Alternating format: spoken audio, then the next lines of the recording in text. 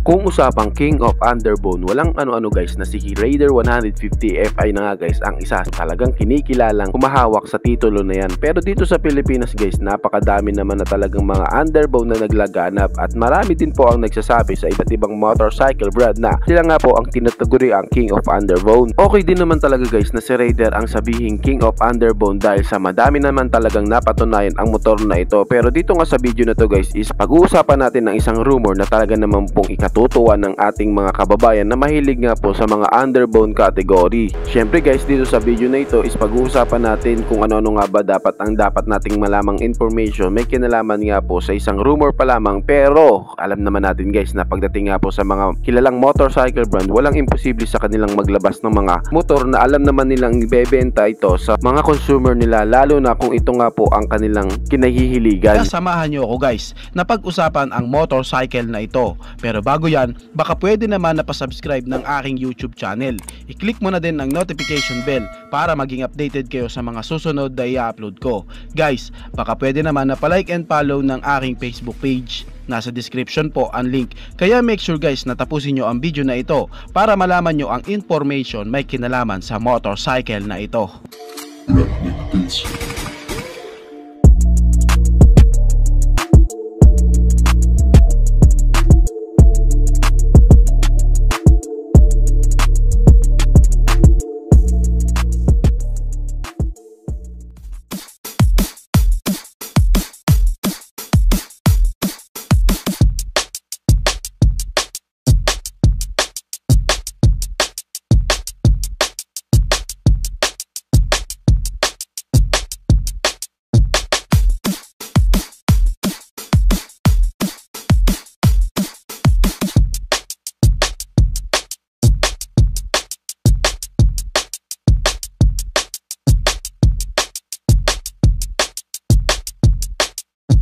Sa larangan ng motorcycle guys, sa Underbone category, si Suzuki talaga guys ang isa sa talaga namang kilalang kilala. Wala pa pong Raider 150 Fi o 150 carb type is talagang kilalang kilala na si Suzuki na meron nga pong mga malalakas na motorcycle na Underbone na napuproduce. Kahit nga po sa mga motorcycle nila na mga maliliit nga po ang engine displacement na mga 125cc nga po, ito nga po guys is may masasabi ka pa rin malalakas nga po ang mga binibigay na power performance sa kanilang mga high revving engine. At alam nyo ba guys na kahit nga po 125cc lang ang nilalabas ni Suzuki, masasabi mo talagang sulit din dahil sa hindi ka din talaga mabibitin sa kanyang power and torque. Mga taong 2007 nga guys, isa sa pinakilala ni Suzuki ang kanilang Underbone 125cc na meron po talagang pinakitang magandang performance, lalo na nga po dito sa Pilipinas guys. Napakadami nga po sa ating mga kababayan ang nagustuhan nga po ang Underbone na ito na kahit nga po mababa lang ang engine displacement, talaga naman pong napakahalimaw niya. Ang tinutukoy ko nga po na Underbone ni Suzuki is si Shogun 125cc. Napakadami na nga po nitong lumabas na version guys. May tinatawag nga po silang bilugan at tilusan. Meron pa nga pong SP, meron pang Pro at Pro R. Talaga namang pong sa pinapakita nga lang po ng Shogun na iba't ibang version, masasabi mong marami talaga ang nagkagusto sa Underbone na ito dahil sa unang labas niya pa lang guys is makikita natin na nagustuhan na. Kaya nga po lalo nga pong ina-upgrade ni Suzuki ang motorsiklo na ito dahil sa talaga namang pong bumenta ito hindi lang dito sa Pilipinas, sa buong Asia. Kasi guys, isa siya sa meron nga pong futuristic design. And tulad nga po na nabanggit ko sa aking previous vlog, alam naman natin guys na isa sa maganda nga pong aerodynamics yung meron nga pong mga physical appearance katulad nga po ng mga Underbone na sumisikat sa ngayon. And syempre guys, pagdating sa performance nga po, kahit nga po 125cc ang Shogun na ito, hindi mo din talaga masasabing mahina ito dahil sa alam nyo ba guys na kaya niya nga pong mabot ang kanyang top speed sa bilis na 140 kph.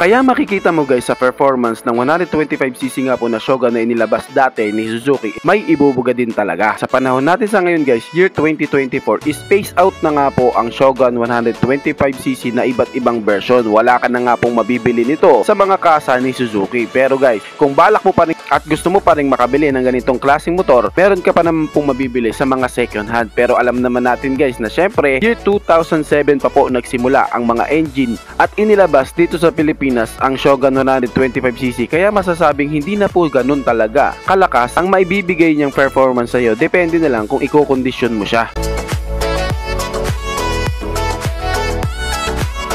Ngayon guys, fast forward, ngayon nga pong taon guys, sa mga nakalipas na ilang taon, si Raider 150 Fi guys ang isa sa talagang kinikilalang King of Underbone. Madami namin talaga pong napatunayan ang motor na ito. Ngayon, bakit nga ba natin napag-uusapan ang dalawang motorsiklo na ito? Kung titignan mo guys ang performance ni Raider, hindi mo din talaga masasabing pipitsugin ang pinakita nitong performance, lalo na nga po sa kanyang top speed. Alam nyo ba guys na ang Raider 150 Fi is kaya nga pong mahit ang kanyang top speed sa bilis na 172 kph?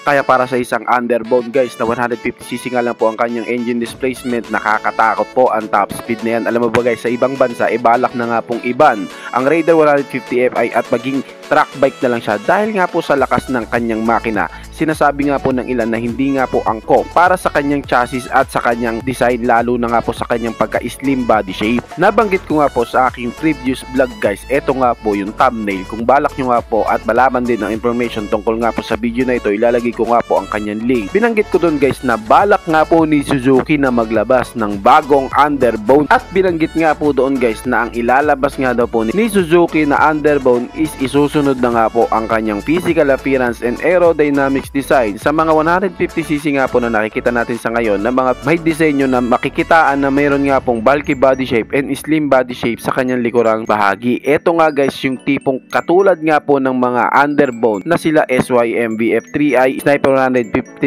BBA, Winner X 150cc. Kaya guys, makikita mo nga po kay Suzuki na siya lang po ang sumalungat na disenyo sa kanilang mga underbone na pinaglalaban-laban. At patungkol naman po kay Shogun kung bakit natin napag-usapan, dahil nga rin po sa meron din po itong napatunayan at makikitaan nga po ang kanyang pagkakadesenyo na alinsunod din po sa disenyo ng iba't ibang mga underbone na sumisikat sa ngayon. May posibilidad nga po na ang Suzuki Shogun is magkaroon nga po ng bagong version, at ito nga po guys is magkakaroon ng malaking pagbabago. Meron nga po siyang 150 cubic centimeter engine displacement, naka 4 valves, syempre naka dual overhead cam to, dahil may posibilidad nga guys na ang bagong ilalabas ni Suzuki na underbone is ang kanyang engine is same engine nga rin po kay Raider 150 Fi na talaga naman po merong halimaw na performance. Kaya patuloy natin guys na abangan nga po ang bagong underbone na kumakalat nga po sa ngayon ni Suzuki, na wala pa man pong konkretong ebidensya, pero malaki nga po ang paniniwala ko na ilalabas ito ni Suzuki, dahil kung papansinin natin guys ngayon is matagal nga pong nananahimik ang brand na Suzuki pagdating nga po sa pagpuproduce ng kanilang 150cc na underbone. Kaya sa ngayon nga guys is abang-abang tayo, lalo na nga po sa mga kababayan natin na mahilig nga po sa underbone, na baka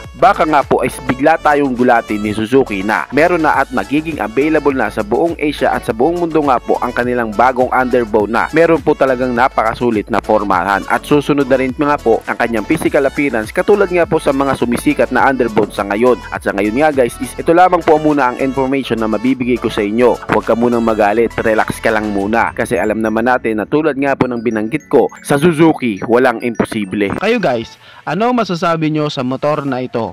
Paki-comment naman ang inyong reaksyon. Maraming salamat po. Bago matapos ang video na to guys, baka pwede naman na pahihin ng isang like mula sa inyo bilang pagsuporta sa ating munting video. Maraming salamat po. Pwede mo na ding i-share para din malaman ng iba nating mga ka-rider. Sa tingin ko guys is dito ko na lang po tatapusin ang ating vlog. I hope na nag-enjoy kayo sa aking hinandang video para sa inyo. Pinasisigla ko din kayo guys na i-subscribe ang aking YouTube channel. I-click mo na din ang notification bell para maging updated kayo sa mga susunod na video na gagawin ko. So dito ko na lang po tatapusin. Maraming salamat po. Ichi boy. Thank you.